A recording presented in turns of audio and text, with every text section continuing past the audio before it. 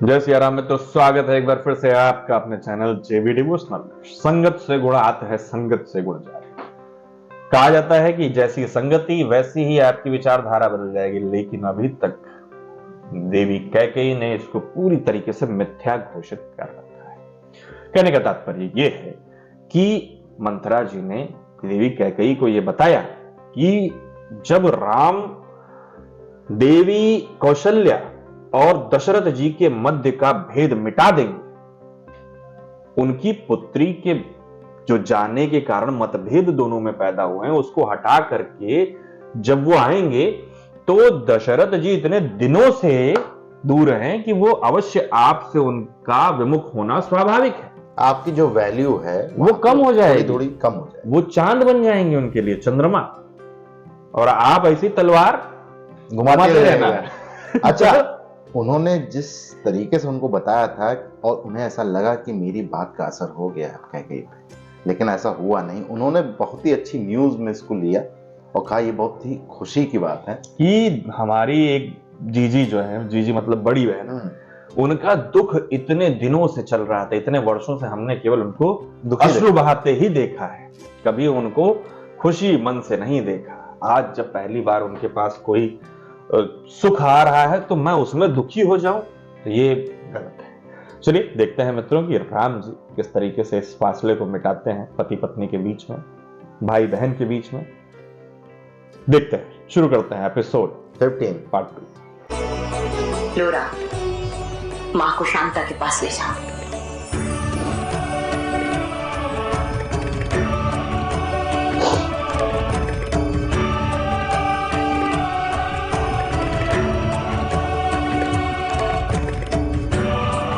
हम आ रहे हैं दीदी, हम आ रहे हैं।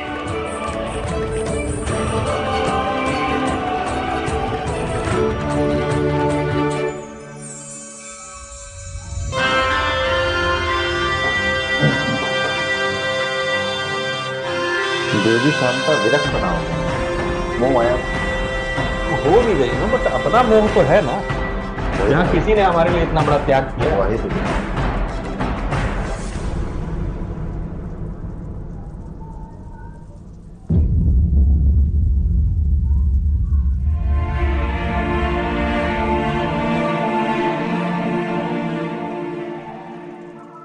हम तोरे साथ ना जाबो, नहीं जा तो वो अकेले रहे।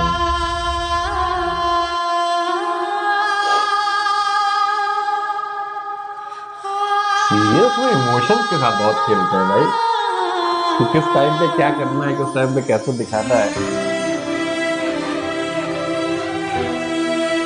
शब्दों को आकार देने का कार्य करते हैं। राजा दशरथ जी ने ये स्टेप नहीं उठाया ना कि कभी जाके मिलवा लाएं, पुत्री से मिलवा लगते हैं, चलो चल के मिल लाते हैं। हाँ, कभी हिम्मत नहीं करता है कि राम जी ने आते ही 2 दिन के अंदर जो कुछ भी हो, तो सबसे पहला कंक्लूजन यही रहा कि चलो पहले मिल के आते हैं।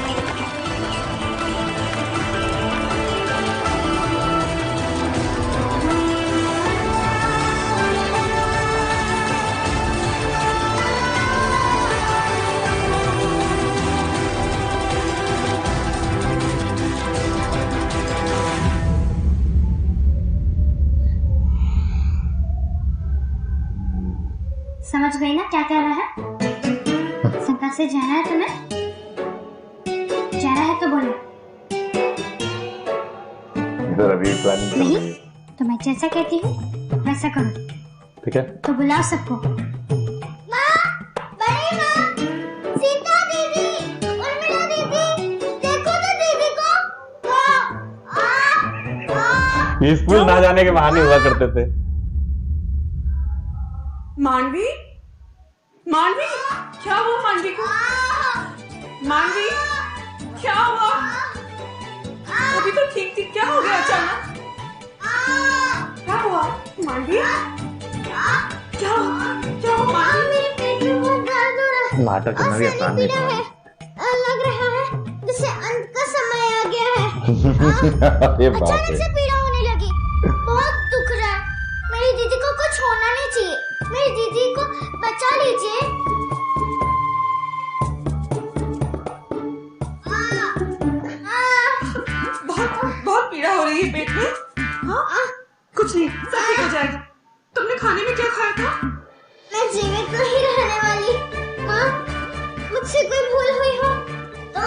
क्षमा कर दीजिए। पिताजी से कहिएगा मैं उनसे बहुत प्रेम करती हूँ और करती थी। चुप चुप बोल, ऐसा नहीं कहती, हमें कुछ नहीं होगा।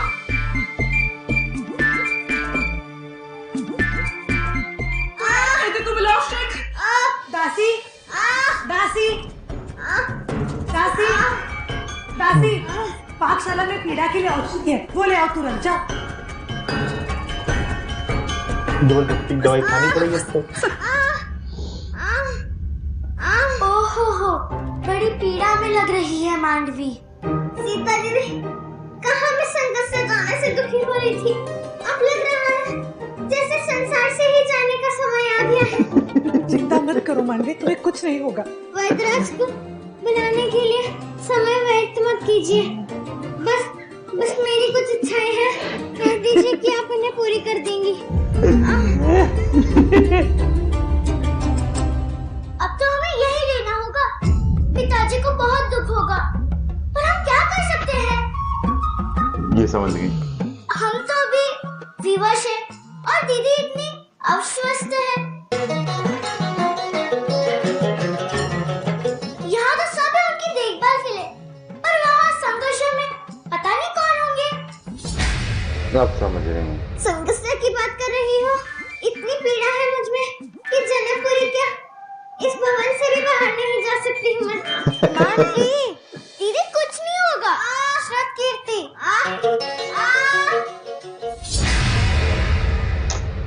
करती हूँ मेरे साथ। अब सही है। मूर्ख समझा मुझे? तुम दोनों चाहो या ना चाहो, किंतु हम संस्कृत्या जा रहे हैं। मैं तुम्हारे पिताजी को राजा बनते हुए देखना चाहती हूँ, और यदि इसके लिए कोई परिवर्तन आवश्यक है तो है। हम यहां से जा रहे हैं, चाहे कुछ भी हो जाए।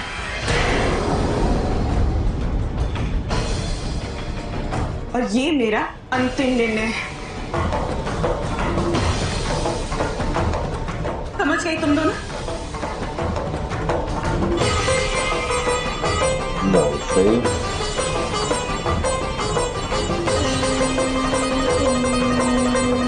पावरफुल।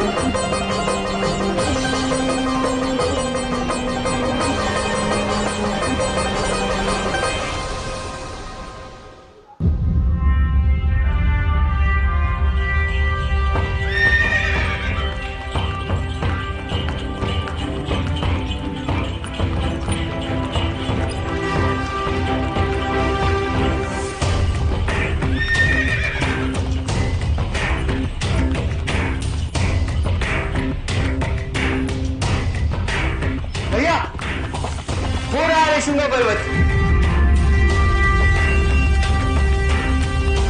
कोई ना कोई रुकावट तो आएगी।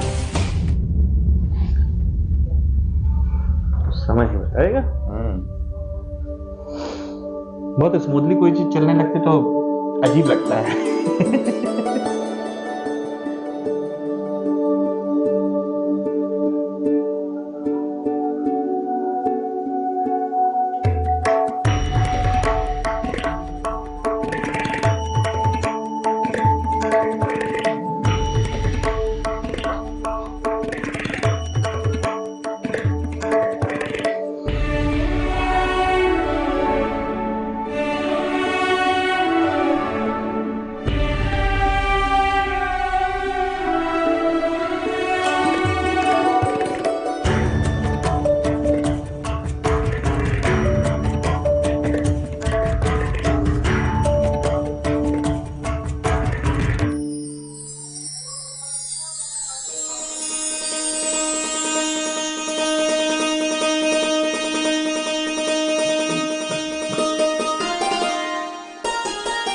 मांडवी और श्रुतकीर्ति के सामने दुर्बल नहीं होना है। हम जितनी प्रसन्नता व्यक्त कर उन्हें जाने देंगे, उनका दुख उतना ही कम हो जाएगा, उतना ही सरल होगा उनके लिए यहाँ से जाना।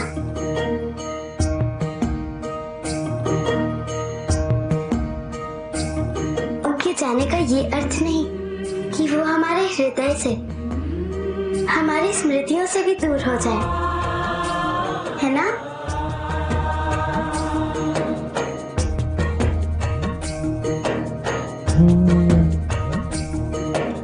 कुछ भी हो जाए, हम चारों सदैव साथ रहेंगे।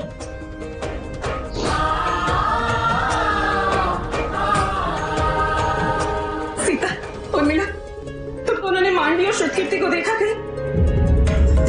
अच्छा, भाग गई। नहीं तो हम तो यहाँ उनके लिए उपहार तैयार कर रहे हैं।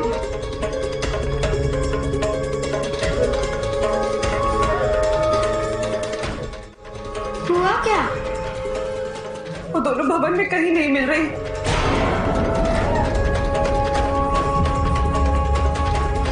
कहीं फिर से ये कोई उन दोनों का नाटक तो नहीं है संकट से ना जाने के लिए? चलिए तो बताओ मुझे। हमें ज्ञात नहीं छोटी माँ, हम पर विश्वास करिए। किंतु सीता को ज्ञात होता तो वो छुपाती नहीं।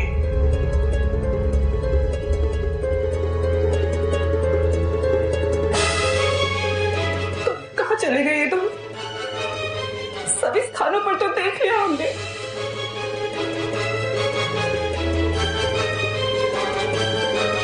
राजभवन में, उद्यान में, हर स्थान में मैंने उन्हें देखा, किंतु वो दोनों कहीं नहीं मिली।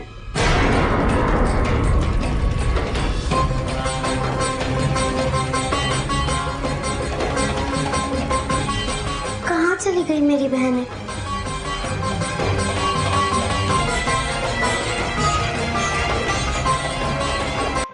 जिस तरीके से एक दूसरे से अलग ना हो पाने की जो उन लोगों की बहुत प्रबल इच्छा है, उसके लिए कैसे कैसे ये लोग नाटक कर रहे हैं कि अपनी माँ को ये कन्विंस करने की कोशिश कर रहे हैं कि बस मेरे प्राण छूटने वाले हैं, बस अंत समय आया है, मुझे एक वचन दे दो माँ। वैसे ही अभिनय करना बहुत कष्टदायी होता था। हाँ, पकड़े जाने पे तो और कष्टदायी हम लोग होता था। स्कूल के टाइम पे करते थे बालपन में, और एक आंख रहती थी घड़ी की तरफ। बस जैसे साढ़े नौ बजेगा तबियत सही हो जाए। जैसे वो स्कूल का टाइम ऐसा होता था ना कि 5 मिनट बाद नहीं पहुंच पाएंगे, अब नहीं पहुंच पाएंगे, बस एक्टिंग खत्म। लेकिन उसके बीच में जो 1 घंटा रोना पड़ता था चिल्ला चिल्ला के, वो मेहनत लगती है, ऐसे थोड़ी ना होता है, काम करना पड़ता है उसका। और उसके बाद ठीक होने के बाद दिन भर जब आराम से खाओ पियो तो घर में यही सुनाया जाता था, तो ठीक हो गया अभी तो। अब तबियत नहीं खराब है तेरी है? खैर, इस वक्त जैसे वो हमारे लिए विद्यालय का है, वैसे ही इनके लिए संकस्य का है। दूसरी तरफ राम जी जो अपनी माता जी को लेके जा रहे हैं, मिलने की खुशी एक अलग ही होगी अपनी पुत्री से। इतने वर्षों बाद बड़ा ही, मतलब हमें बेसब्री से इंतजार है कि किस तरीके से उसको रूपांतरित किया गया है, ये देखें। फिलहाल मित्रों, इस एपिसोड को हम यहीं समाप्त करते हैं। शीघ्र ही लौटेंगे नए एपिसोड के साथ। तब तक के लिए राधे राधे।